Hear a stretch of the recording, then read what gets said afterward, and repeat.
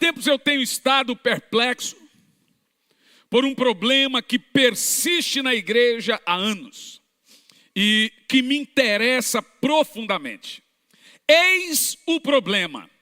Por que orar é tão difícil? As Escrituras deixam claro que a resposta para tudo em nossa vida é a oração mesclada com fé. O apóstolo Paulo registra: não andeis ansiosos de coisa alguma, em tudo, porém, sejam conhecidas diante de Deus as vossas petições, pela oração, pela súplica e com ação de graças. O que o apóstolo Paulo está nos dizendo é: busquem o Senhor em todas as áreas de sua vida. Agradeçam-no antecipadamente por lhes ouvir. No caso aqui, a ênfase de Paulo é muito clara. Ele diz assim: ore sempre em primeiro lugar. Presta atenção. Vai sair de casa, ore. Vai assinar um contrato, ore antes. Vai viajar, ore. Vai pedir namoro, ore. Vai casar, ore. Vai entrar em noivado, ore. Ore. Paulo está dizendo, a ênfase é: não ore depois. Ele diz: ore antes de conversar com o pastor. Ore antes de pedir conselho. Ore antes de ir num discipulador. Ou seja, a primeira pessoa que um crente deve consultar antes do marido, antes da esposa, a primeira pessoa é Deus. Paulo está dizendo: não é para orar só em última instância. Primeiro ir atrás dos amigos, depois do pastor ou de um conselheiro e finalmente acabar de joelhos. Não. Jesus nos diz: buscai, pois, em primeiro lugar o seu reino e a sua justiça, e então todas as demais coisas serão acrescentadas. Mateus 6:36. Nós devemos primeiro ir até o Senhor, antes de qualquer outro. É de partir o coração, ler mensagens enviadas para nosso ministério, de multidões de cristãos que estão arrasados, famílias esfaceladas, casais se divorciando, pessoas que por anos e anos andaram com Cristo, andaram fiéis ao Senhor, agora estão vivendo em temor e em derrota espiritual e cristã. Conheço gente que congregou conosco, que andou conosco por 2, 3, 4 anos, esteve firme no momento de pandemia, e agora eu vejo aparecendo em redes sociais com bebida alcoólica, com o olho vermelho de tanta bebida, com o olho pequeno e quente de tanta bebida. Eu vejo pessoas que se enveredaram para o caminho do mundanismo e agora estavam casadas há 10, 15, 20 anos e agora estão divorciados com uma vida derrotada, uma vida na lona. Conheço gente que venceu as drogas e andaram conosco sempre firme e agora retornaram às drogas. Eu conheço gente que foi pastor e no seu passado muito longe, eram viciados em drogas, teve uma queda, caiu em pecado e agora retornaram às drogas. E a Bíblia diz que quando retorna, sua situação é 7 vezes pior. Cada uma dessas pessoas tem sido derrotadas por algo. Quando você não consegue mudar de vida, você muda o jeito de crer. Melhor mudar o jeito de crer do que o jeito de ser. Mas não importa para onde você vai, a igreja que você se encosta, ou se você criou para si um modelo religioso de ficar em casa, se alimentando de vídeos no YouTube, e olhe lá, porque eu acho que nem isso consegue também, você não foge dos olhos de Deus. Você não foge da verdade nua e crua, de que pecado é pecado, prostituição é prostituição, adultério é adultério, divórcio é divórcio, lascívia é lascívia, mentira é mentira, e etc, etc, etc. Isso não vai mudar. Você que me assiste, você pode ficar em casa e o fato de você não ter contato com um pastor que vai balizar a sua vida, porque tem gente que odeia pastor que cuida da vida dele. Se pastor se mete na vida da gente, eu sou o tipo de pastor que me meto. Se eu vejo que tem um problema sério, me meto sim. E você terá que fugir de mim para eu não me meter na sua vida. Então tem gente, veja, por mais que você fuja dessa realidade, a Bíblia continua sendo a palavra de Deus. E não vai mudar. Irmãos, honestamente falando, posso falar para você? Tem exatos 4 anos que eu prego mensagens de avivamento. E eu vou ser bem honesto com você, minha esposa e eu sabemos, já tem igrejas vivendo avivamento. Já tem muitos pastores que sua igreja inteira estão orando sem cessar, e é um fervor, e multidões, e etc, e milagres, e etc, e já estão vivendo.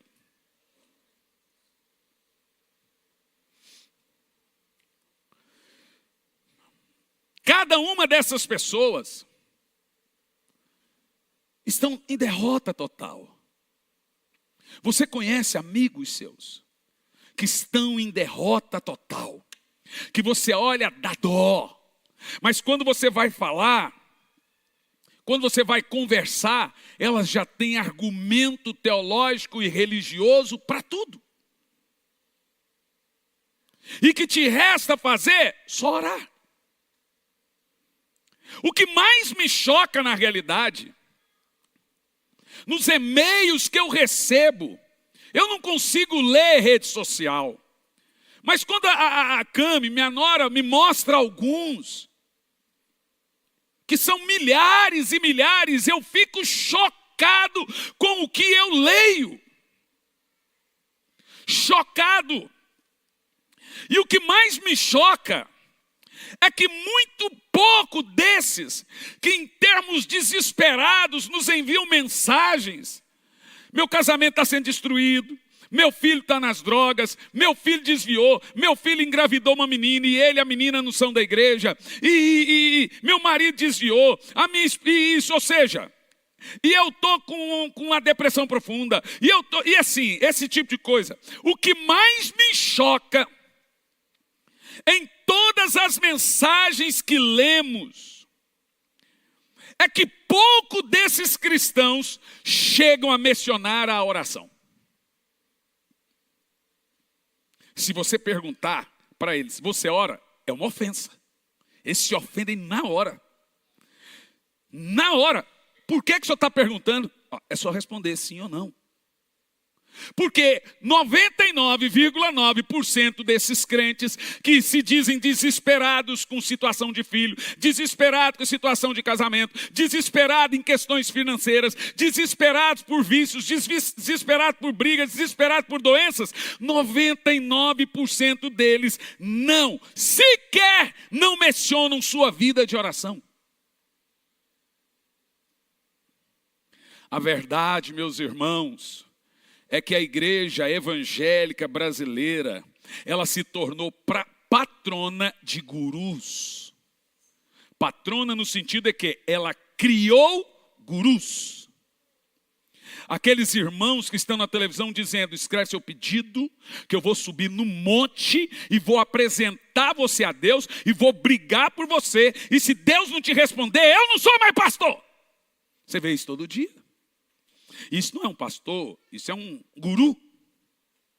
É tipo assim, eu vou, e você ouve eles dizendo, comprar a sua briga diante de Deus. Em outras palavras, nós voltamos à idade dos sacerdotes que era representante seu diante de Deus.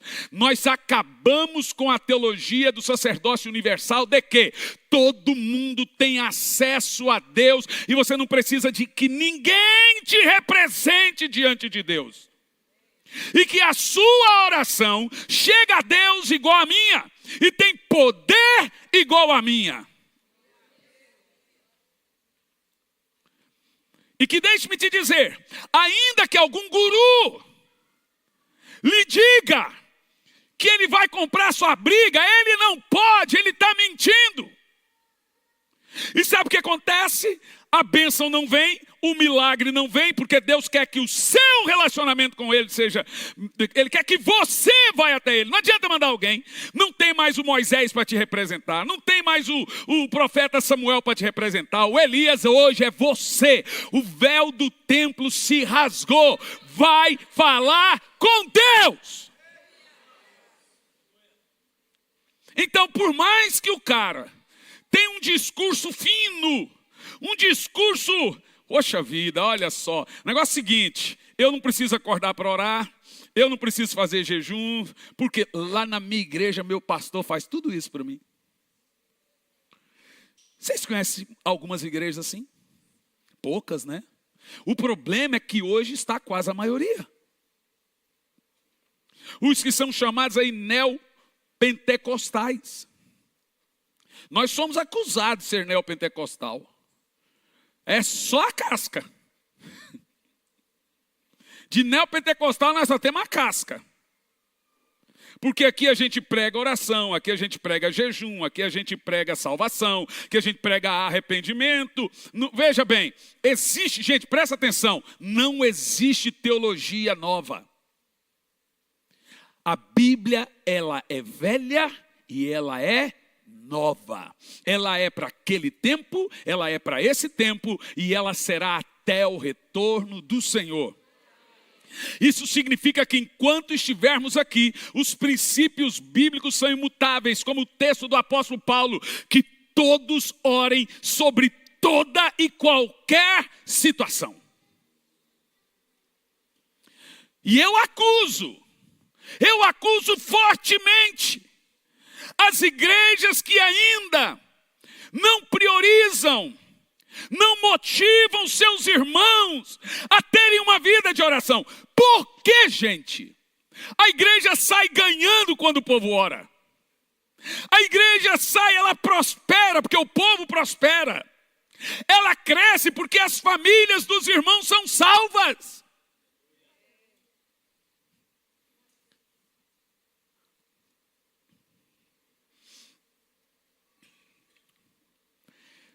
Esses irmãos que enviam mensagens, olha, deixe-me dizer a você que nos assiste, não fique chateado comigo, deixe o seu coração de amargura. Eu não estou falando para atingir você, eu estou falando que é verdade. Se eu pudesse escrever para você o que eu estou dizendo, eu escreveria, diria para minha nora escrever. Como eu não posso, é muita gente, eu posso falar. Nós temos no YouTube mais de 20 milhões de visualizações. É muita gente. No Instagram, vira e mexe, nós temos aquelas mini mensagens para chamar atenção para a mensagem no YouTube, que tem uma com 8 milhões de visualização. Então eu acho que eu tenho uma palavra para passar. Eu acho. E o que fico chocado é que muito pouco desses cristãos realmente dizem, a maioria no caso, que não conseguem orar. Eu fico triste porque eu vejo o sofrimento deles. Eles utilizam vídeos na internet, né, no Instagram, um videozinho de 59 segundos. No Reels é 15 segundos. Tem gente que está se alimentando disso. Eu fui muito resiliente em colocar isso. E falei para a Cami, olha, eu não gosto. E ela, tá pondo. Então tá, põe. Mas eu percebi que você coloca e chama eles para uma mensagem na internet, que eu imagino que a mensagem no YouTube é um desespero de Deus de falar a verdade. E se Deus pudesse não pôr mensagem na internet, ele não colocaria. Eu imagino que a mensagem da internet, ela não denota a unção. Você não tem que abraçar ninguém, você não tem que perdoar ninguém, você não tem que olhar para alguém e pedir perdão. Então é muito fácil. Ou seja, não existe um cristianismo no YouTube, gente. Existe uma mensagem gravada no YouTube. Cristianismo não. Cristianismo é conviver, é pedir perdão, é perdoar, é olhar um para o outro, magoar e ser perdoado, e outro para o outro, é amizade, é congregação. Isso não existe na internet, não existe ceia na internet. Então é fácil ser crente de YouTube. Então eu sei que muitos se utilizam de vídeos, livros, conselhos, programas, podcasts, todos os tipos aí de terapias espirituais, mas raramente esses irmãos se utilizam da oração diária. Vivem todos os dias preocupados, amedrontados, com uma nuvem negra sobre suas cabeças, porque não possui uma resposta para os seus problemas. Por que é tão difícil para os cristãos orar? Orar durante as crises. Buscar a Deus em favor de suas necessidades desesperadoras. Afinal de contas, a Bíblia sustenta um longo testemunho de que Deus ouve os clamores de seus filhos e responde com terno amor. Ele ama responder oração, gente. E a sua resposta é o mais singelo ou a mais singela resposta de amor dele para a sua vida é quando ele te ouve e te atende. Temos textos para comprovar o amor de Deus ao responder às nossas orações. Salmo 34:15, os olhos do Senhor repousam sobre os justos e os seus ouvidos estão abertos à sua oração.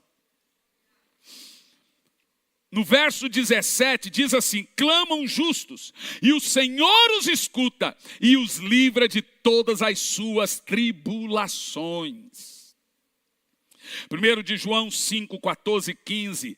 Esta é a confiança que temos para com Ele, de que pedirmos alguma coisa segundo a sua vontade, Ele nos ouve. E se sabemos que Ele nos ouve quanto ao que lhe pedimos, estamos certos de que obtemos os pedidos que lhe temos feito. Tiago 5:16, muito pode, por sua eficácia, a oração do justo. Meu Deus. Mateus 21:22, e tudo quanto pedirdes em oração, crendo, recebereis. Provérbios 15:8, a oração dos retos é o seu contentamento. Meu Deus do céu, o justo quando ora, ele sai da oração contente. Porque ele tem certeza de que será atendido. É muito poderoso, muito poderoso. Ainda em Provérbios 15, no verso 29 agora, diz assim: o Senhor atende a oração dos justos. Salmo 102:17, o Senhor atende a oração dos justos, atendeu a oração do desamparado e não riu das suas orações. Então não tem oração pequena para Deus, não tem oração simplesinha demais para Deus. Salmo 138:3, a grande vanglória de Davi: no dia em que eu clamei, tu acudistes e alentastes a força de minha alma. E dizia mais: fiz prova de ti, ó Deus. Em todas as minhas lutas, eu não busquei a mais ninguém.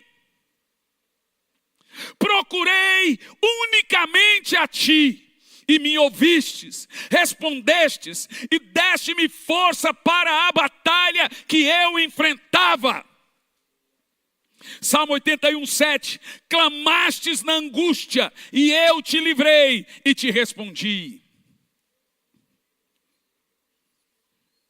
Eu sei que parece que é chover no molhado repetir algumas coisas que já contei. Mas quando eu tive um momento de depressão, a médica disse que não foi depressão, ela disse: não existe depressão de 3 meses. Eu falei: mas existe milagre em 3 meses.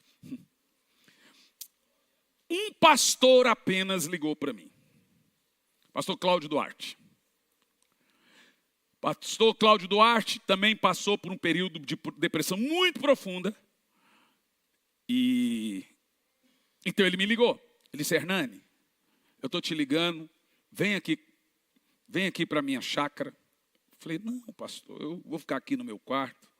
Eu tenho meu quarto de oração aqui, que eu tenho um ciúme dele. Ele falou: não, vem para cá. Deixa eu te falar, eu estou te ligando, você está precisando de dinheiro? Irmão, eu vivo da estrada, das ofertas que me dão, dos livros que vendo. Fiquei quase 4 meses sem viajar. Confesso a você que eu quase disse para ele: tô. Falou assim, ele disse: eu tenho dinheiro para te dar, eu não vou para emprestar. Falou: eu sei o que você está passando, eu passei, as dívidas acumulam, a gente não consegue viajar, vender um livro. Eu quero que você me diga, quanto você precisa? Falei: Cláudio, eu não preciso de nada. Nada. Capaz, Hernani, você está sendo duro. Nada. Eu só preciso do Senhor. Te agradeço. Você, assim, eu já critiquei o Cláudio muitas vezes, aproveitei e pedi perdão. Mas, que homem de Deus você é, Cláudio. E você sabe que essa atitude dele foi um testemunho para que eu saísse onde eu estava. Mas eu estava, quando ele ligou, eu estava de joelho.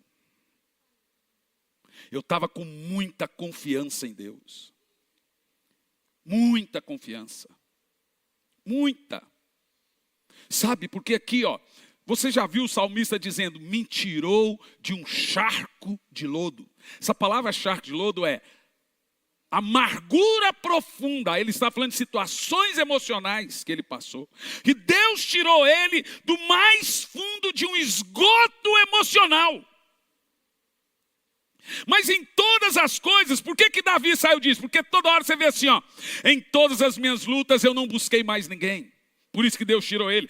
Quantos textos nós temos aqui de Davi, ó? Clamastes na angústia. Clama, Davi. Você me clamou na angústia e eu te livrei. O livro de Salmos é uma reação de Davi, ou ao momento da angústia, até a metade é isso, e ao momento da resposta. Por isso que quando você faz ali um devocional, vou ler o livro de Salmos agora só numa pegada, a sua alma vai sendo curada. Porque há um espírito no livro de Salmos para tocar a sua alma. O livro de Salmos é uma oração lida. Eu já fiz isso várias vezes, essa experiência várias vezes de abrir a Bíblia e focar ali no livro de Salmos, e ele vai inundando você de alegria, ele vai inundando você de uma resposta do céu. Você fecha os olhos, você não está vendo, mas você sabe que o Senhor está ali com você e que você não está sozinho. Quantas palavras, termos como angústia, amargura, fundo do poço, charco de lodo, estão recheados no livro de Salmos. Mas não é só porque ele passou, é porque Deus o tirou de tudo isso. Eu quero dizer a você, meu irmão, que Deus vai tirar você da sua angústia, vai tirar você do charco de lodo, vai tirar você da humilhação, da depressão, da decepção, da amargura. Você será tocado pelo Espírito Santo, mas para ser tocado, você tem que ir acessar o Senhor. Vai acessar o Senhor. A maior resposta que Deus pode dar a alguém é Ele. Você pode pedir um carro. A primeira coisa que Deus vai te dar é a presença dEle. Você pode pedir a bênção para o casamento. A primeira coisa que você vai receber é a sensação da presença dEle.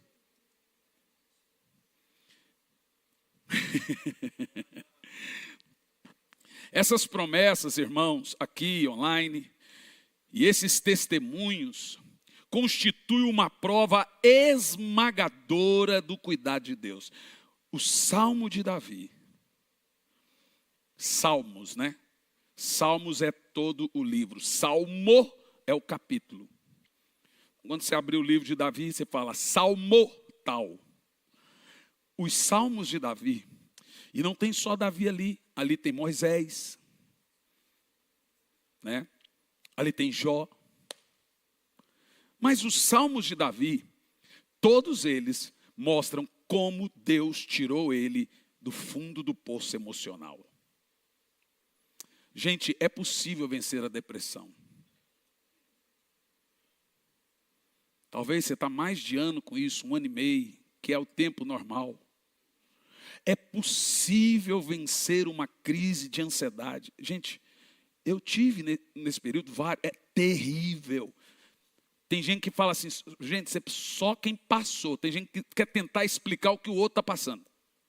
Só quem passou pode falar. O que é uma crise de ansiedade, o que é um ataque de pânico. Você não tem noção. Você não tem noção. Mas, assim como Davi diz, me tirou de um charco de lodo. Livrou-me da angústia. Livrou-me da dor. Livrou-me da depressão, da ansiedade. Livrou-me da humilhação. Humilhação, gente. Eu ouvi uma coisa da minha esposa essa semana, eu achei interessante. O que produz depressão não são só grandes coisas. Aquelas pequenas atitudes, pequenos gatilhos que você nem percebe, explodem em algum tempo. Mas Deus tem gatilho também. Deus tem gatilho. E quem são os gatilhos? Os testemunhos, por isso que eles devem ser contados. Que eles servem para nos mostrar que o nosso Deus nos ama, que o nosso Deus ouve a nossa oração e Ele ama responder a oração. Mas não existe oração respondida que não é feita.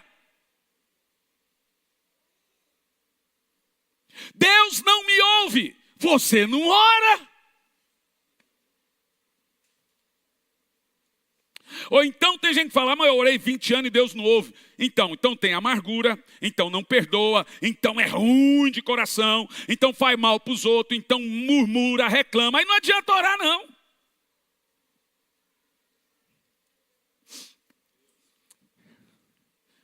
Essas promessas, esses testemunhos que eu mencionei, é uma prova esmagadora do cuidado de Deus. E são tão variadas, profundas e numerosas que eu não entendo como tem cristãos que não conseguem alcançá-las. São muitas situações que impedem um cristão de alcançar seus testemunhos. Todas elas estão dentro do coração. Falta de perdão. Você quer ver? Eu estava pregando recente e muita gente reclama. Poxa vida, eu estou 20 anos buscando o batismo com o Espírito Santo. E não consigo ter. Levei minha amiga na igreja, nem crente é. Aceitou Jesus e recebeu o Espírito Santo na mesma hora. Em vez da mulher ficar feliz que a amiga recebeu o Espírito Santo, ficou revoltada. Ficou revoltada porque ela não foi batizada com o Espírito Santo. E existe um problema sério no batismo com o Espírito Santo. Sabe qual que é? Quanto mais tempo demorar uma pessoa a ser batizada com o Espírito Santo, vai ficando mais difícil. E você sabe por quê? Porque o batismo com o Espírito Santo está ligado plenamente, completamente a um coração limpo. E mais do que isso, ao primeiro amor, que tem a ver com o coração limpo. Então, quando uma pessoa vai e não recebe o batismo com o Espírito Santo, o que ela tem que fazer? Ela tem que voltar ao primeiro amor. Qual era a regra bíblica do batismo com o Espírito Santo? Já falei isso aqui no culto passado. A regra bíblica era, aceitou Jesus, recebe o Espírito Santo. Foi batizado, recebe o Espírito Santo. Por quê? Para não perder o primeiro amor. Se perder o primeiro amor, como é que a pessoa vai querer um Espírito Santo que ela não quer? Primeiro amor é o fogo, é o primeiro fogo, é a primeira paixão. Então, normalmente, as pessoas ficam amarguradas e dizem o seguinte, eu não vou mais naquele culto com o pastor Hernandes, não. Aqui, no culto de quarta. Porque eu busco o Espírito Santo, não consigo receber. Em vez delas lutarem, elas ficam magoadas. Eu conheço um amigo muito precioso, que ele já falou para mim. O culto que você não pregar sobre o Espírito Santo, eu vou. Porque ele vê o povo sendo batizado com o Espírito Santo, ele não consegue, ele fica magoadão com o Espírito Santo. Você sabe qual é o nome disso, gente? Qual é o nome disso? Orgulho. A pessoa nunca vai ter o gosto de ter o Espírito Santo. Porque qual é o coração de quem não tem o Espírito Santo? Humilhar-se. Pedir, quero ver se ele não for para o chão e derramar lágrima até, Senhor, eu não mereço, mas eu vejo todo mundo recebendo. Eu duvido que ele não recebe. Mas ele não tem o quê? Esse coração humilde de chegar, aí tem a justiça própria. O que ela tem, que chegou na igreja agora e recebeu, e eu não consigo, em vez de, ela levou a pessoa. Isso só qual que é o nome disso? Orgulho, justiça própria. Gente. Em Hebreus 2 e 3,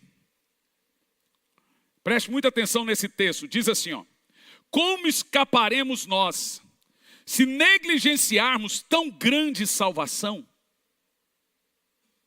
Em grego, a palavra negligenciar aqui significa não nos interessarmos do que Deus tem para nós. É grave, ó. Tem gente em casa agora que não tem o Espírito Santo e não se interessa por ele. A palavra diz assim, ó: como você vai escapar se não se interessar, se negligenciar de tão grande, tão maravilhosa promessa, tão grande salvação? Deus está nos perguntando: como você espera escapar da ruína e da devastação nos tempos tenebrosos que se aproximam, se não aprendeu a manter a comunhão comigo em oração? Como você conhecerá e reconhecerá a minha voz naquele dia, se você sequer ouve a minha voz todo dia? Quando você chegar no grande dia do Senhor, Ele vai dizer: eu não sei quem é você. Você já ouviu minha voz? Você não vai nem reconhecer a voz dele. É nesse contexto que Ele diz: as minhas ovelhas reconhecem a minha voz. E a voz dele é nos dada em oração. Quando chegar o grande dia, você vai falar assim: a voz dele, eu ouço essa voz todos os dias. Então você percebe que o avivamento que prego, gente, não é um movimento absurdo. Tem gente que imagina que eu estou pregando que vai ter 5 milhões de pessoas na rua aqui, 10 milhões acolá. Não. O avivamento que eu prego é Deus aquecendo os corações, a igreja voltando a ter vida de oração, a igreja voltando a ter jejum, os crentes voltando a buscar o Senhor. Tem 4 anos que eu prego isso. Eu não estou pregando evento, não estou pregando movimento, não estou pregando novo movimento aparecendo. Todo mundo aqui sabe que o que eu prego é Deus, queimar de novo seus remanescentes, é pôr fogo no coração dos crentes, para que eles busquem, é comunhão com o Espírito Santo, é amor, é vida de oração constante. Eu não estou aqui pregando um movimento do tipo, lembra da época da Ana Paula Valadão? 5 milhões de pessoas no Campo de Marte, 3 milhões de pessoas em Brasília, e etc, etc. É evidente que ela estava gravando um CD, mas não é isso que eu estou pregando.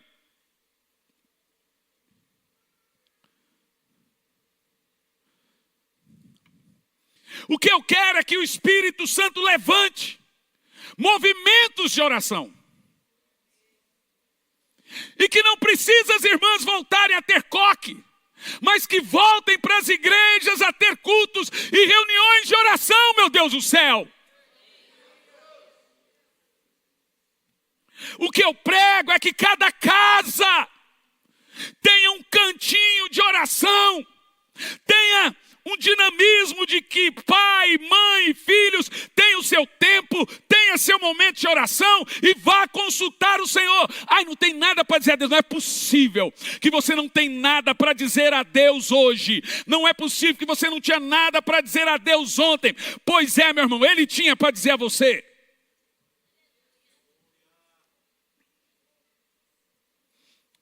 Eu passei 2 anos nesse púlpito, pregando uma mensagem por título Corrida de Oração, ensinando o povo a orar 1 hora. A mensagem está na internet. Toda igreja por onde eu vou hoje, eu encontro uma multidão de gente, desde seus pastores dizendo: estamos na corrida de oração. Fui chamado de louco aqui nesse púlpito, porque só pregava uma coisa. Teve gente que foi embora e disse: esse pastor só sabe pregar isso. Gente que chegou no meu filho e falou assim: eu só vou apostar o que você vai pregar. E quando o avivamento foi prometido em Jerusalém, antes do Espírito Santo descer, teve uma debandada de crente. Ficou só 120, porque o resto, ninguém quis ficar buscando o Espírito Santo. Eu creio, nós somos uma igreja pequena, mas de muita relevância. De muita relevância. É isso mesmo que eu já ouvi de Deus. E a gente chega em casa, eu, minha esposa, meu filho, ouvindo os testemunhos, meu Deus do céu. Como aconteceu em Macaé agora, eu pregando, contei isso, mas vou contar de novo, porque isso aí, gente, é tanto testemunho que eu não consigo terminar o livro. Tinha uma pizzaria do lado. Todas as crianças receberam o Espírito Santo na festinha de criança lá, elas nem estavam na igreja. O culto lá e as crianças recebendo o Espírito Santo no culto, as crianças lá na pizzaria receberam o Espírito Santo e vieram para dentro da igreja.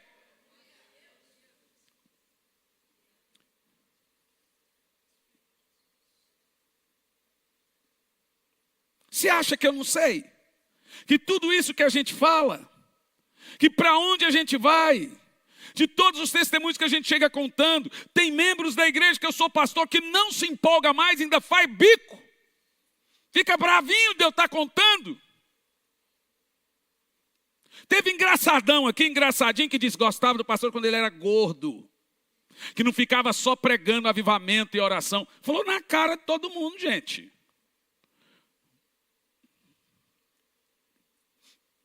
Claro, quem falou isso é gordo também.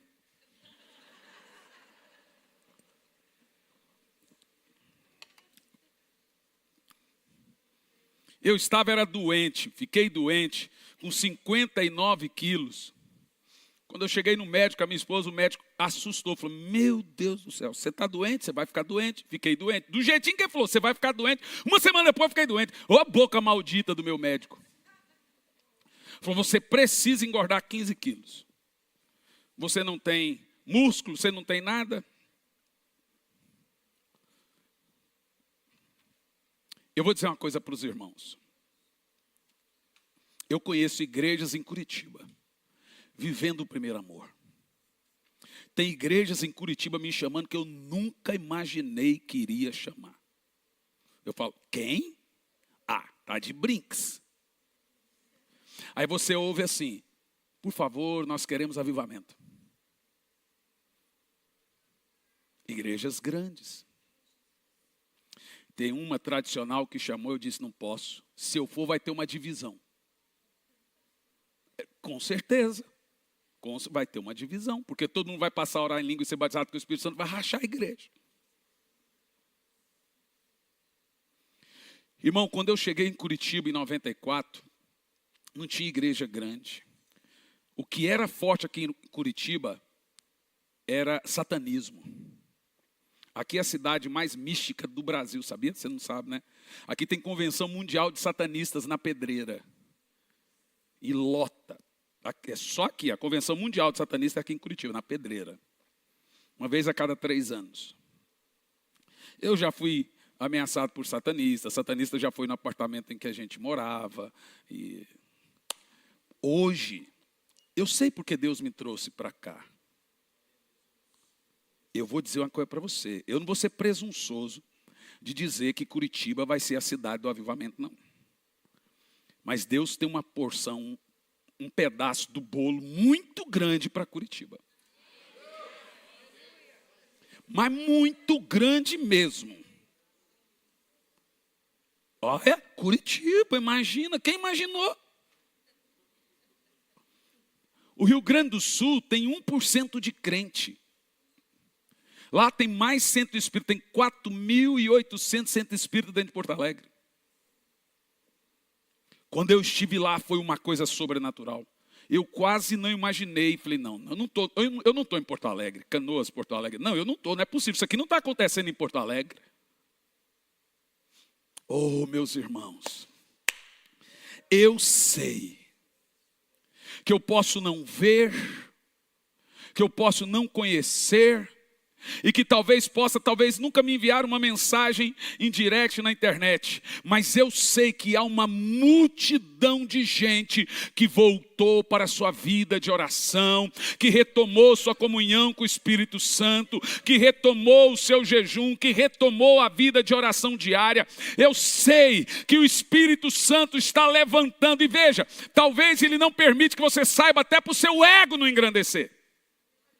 Mas eu sei que tem uma multidão, eu vejo nos comentários. Eu retomei minha vida de oração. Não sei se você lê os comentários dos vídeos, eu fico chocado. Uau, eu agora estou orando há já 2 anos assim, e não sei o quê.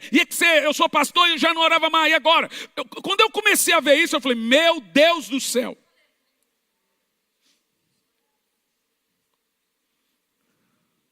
Eu sei que há pastores de igreja grande que não oravam mais. E de alguma forma, voltaram às trincheiras da oração. E sabe, quando um pastor é avivado, a igreja vai avivar. Eu sei, e eu tenho orado, sabe, o segredo é orar sempre. Ai, não tem vontade de orar, vai lá e ora sem vontade. Porque amanhã vai ter vontade. Você não pode ser levado pela vontade da oração. Não tem nada para dizer. Se você dobrar o joelho, ficar sem falar nada por 5 minutos, eu duvido que você não ora meia hora. O Espírito Santo vem e começa a colocar as palavras. Irmão, isso é tão poderoso que eu e o pastor Luciano Subirá estamos sendo taxados agora de fariseus. O Luciano está sendo taxado de adventista, porque está falando de comida.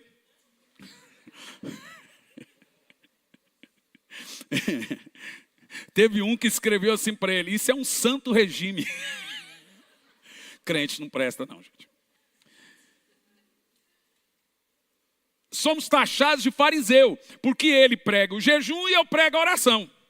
O problema é que nem eu, nem ele, a gente conseguiu ainda casar a agenda para fazer uma conferência junto sobre jejum e oração. Sabe, eu vou dizer uma coisa para você.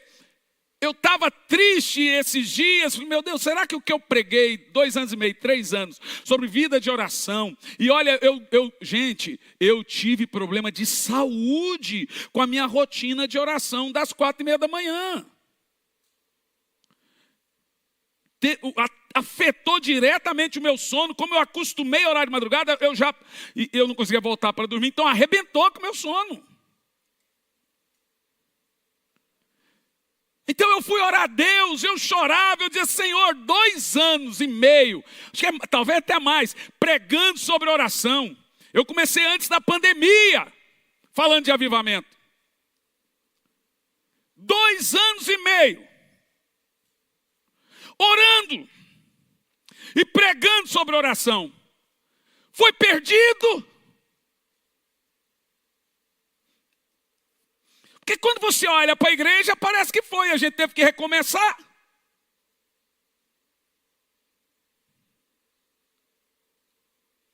Será que foi um tempo perdido? Aí a gente começou a viajar, andar, ouvir os pastores. Essa semana em Maringá, meu Deus, eu acho que umas 300 crianças foram cheias do Espírito Santo. Que coisa linda, gente, uma menininha de 2 aninhos, eu peguei no colo e ela fazia com a boca assim, ó. E você sabe que esse termo de ter boca, lábios gaguejantes, de orar assim, a Bíblia fala disso, sem sair as palavras. A menininha ficava assim, e ela no meu colo. Eu evito pegar crianças no colo, porque essa esquerda aí é bem diabólica, né? Mas essa não deu. Ela estava tão tomada do Espírito Santo. Tão tomada do Espírito Santo. Antes do culto, veio aproximadamente uns 5 pastores e pediram para sentar, e a gente ali tomando um café, um suco, comendo alguma coisa. Todos eles, pastores do interior do Paraná, pastores do Mato Grosso do Sul, que é ali na divisa, todos eles, unânimes, vem com o meu livro Corações Profundos, surrado, e usam como manual.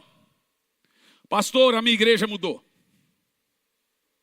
Quando eu comecei a pregar sobre o turno da madrugada, que é o turno da revelação e da visitação, os 4 turnos, meu Deus do céu. Teve pastor que me chamou de místico, teve pastor que eu estava fazendo uma teologia em cima da minha experiência. Hoje eu vejo todos eles ensinando. Eu vi a pastora Carla lá de Taubaté, ela chamando, cadê o exército da madrugada? Ela tem um exército de mulheres, gente. Mulheres, um monte de mulheres orando de madrugada. Falou mais de 1000. E ó, sabe o que me alegra? Elas oram por mim.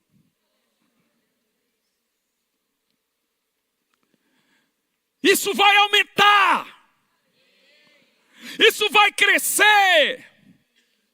Isso não tem como parar mais. Não tem como evitar. Gente, se esse é o avivamento que eu sempre preguei, nunca falei de movimento, de evento, não. O avivamento é o que ia acontecer no seu coração. Pois bem, ele está acontecendo.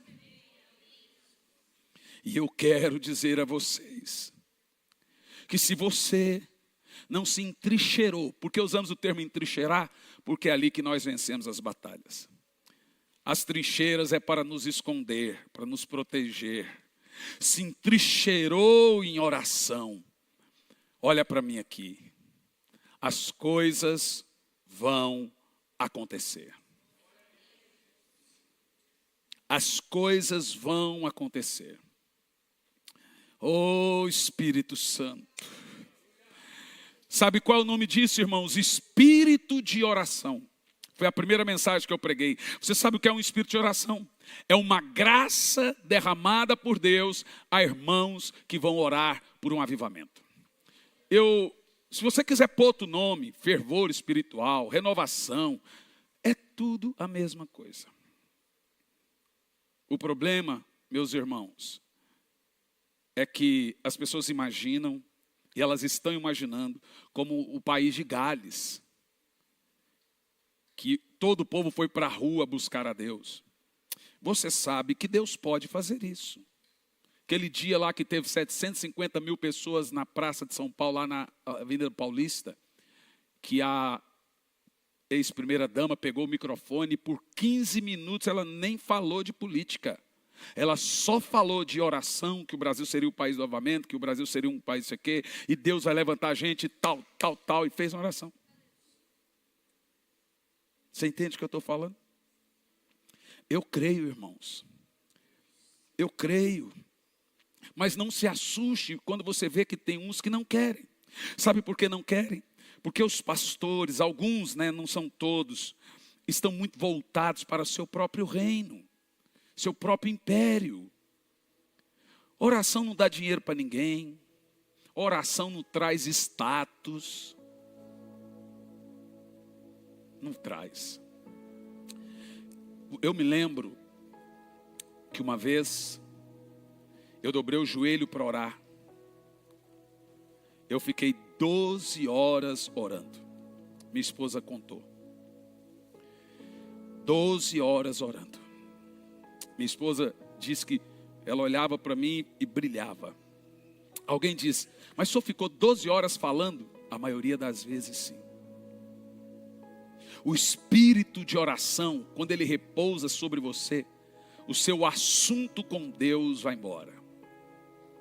Vai.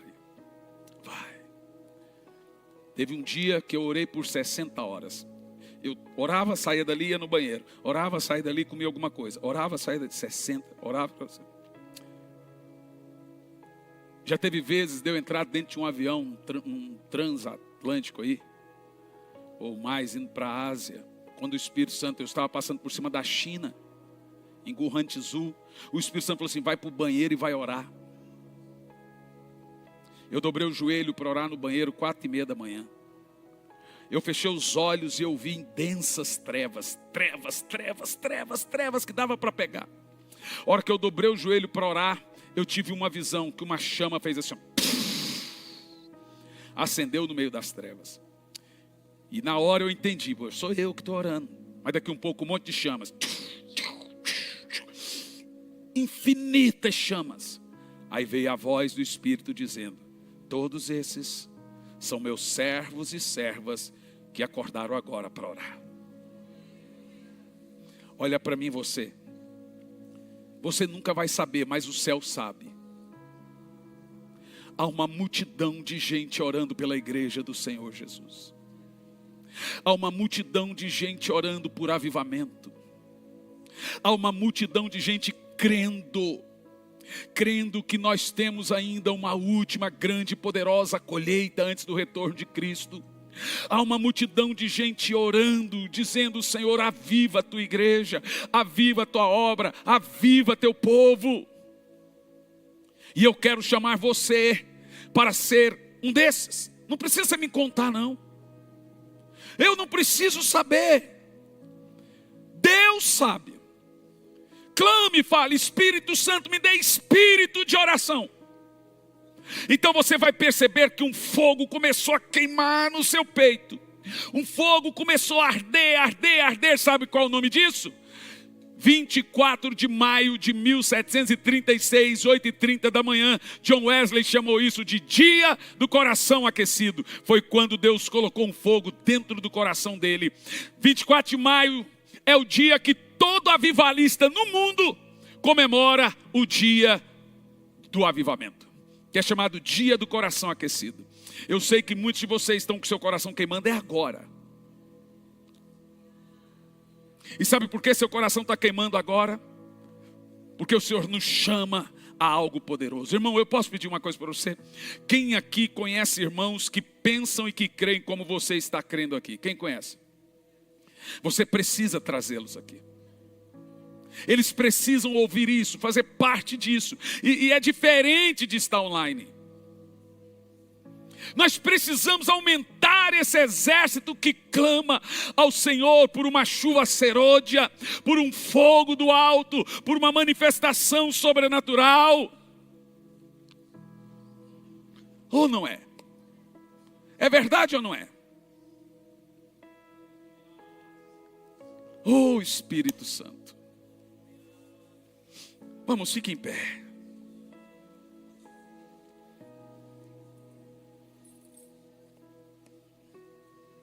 Eu quero que você levante as suas mãos. E já que você é um irmão, uma irmã de oração, você não precisa que ninguém fique te motivando a orar. Nós vamos orar por 5 minutos. Você vai orar. Você vai orar. Peça ao Senhor agora o espírito de oração. Peça: Senhor, aviva-me. Aviva, aviva, aviva, aviva, Senhor, aviva, aviva. Fala com Ele: aviva, Senhor. Peça avivamento. Peça: Senhor, queima meu coração. Fala: queima o meu coração, Espírito Santo. Queima. Sabe, o Espírito Santo vai colocar agora na sua mão um espírito de avivamento. Sabe para que serve esse espírito? Para você incendiar outros. Vamos lá! Agora comece a orar em línguas.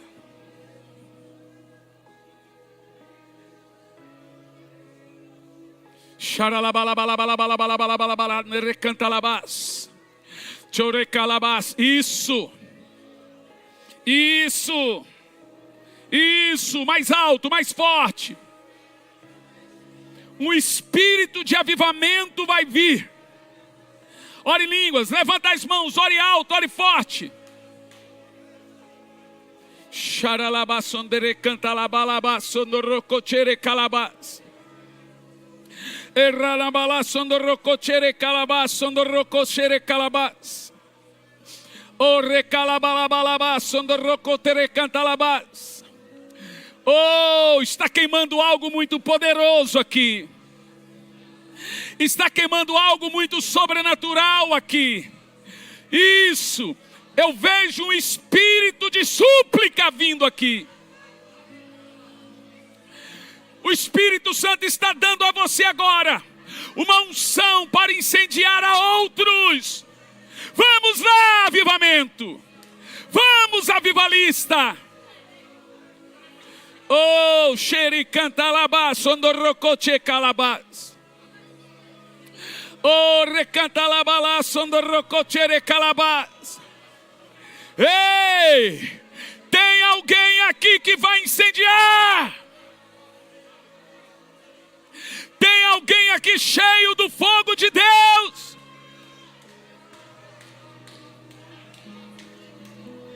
Uou! Oh! Oh, Espírito Santo, dê a nós o espírito de oração.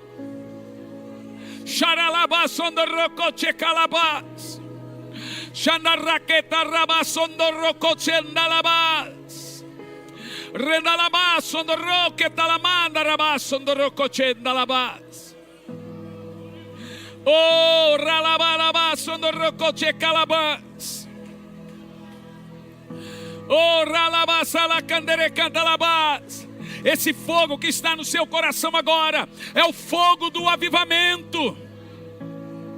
Oh, aleluia, aleluia, aleluia, aleluia, aleluia.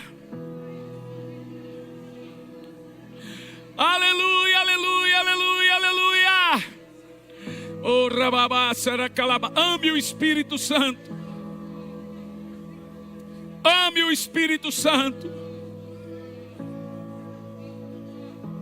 Ame o Espírito Santo. Eu vejo uma onda do espírito de oração sendo despejado aqui nesse lugar. Aleluia, aleluia, aleluia, aleluia.